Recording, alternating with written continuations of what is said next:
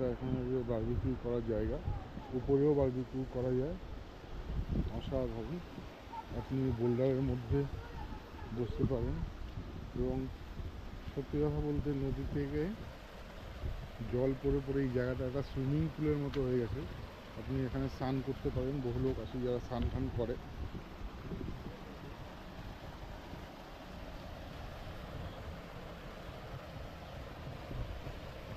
ওই দিকটা দিয়ে নামা যায়, আমি একটু উল্টো দিক থেকে নেমেছি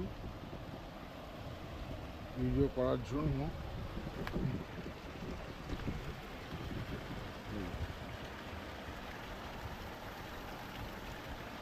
এই যে আমাদের এক দাদা ওখানে গুহায় ঢুকছে, ওখানে খেলা হতো ছোটবেলায়।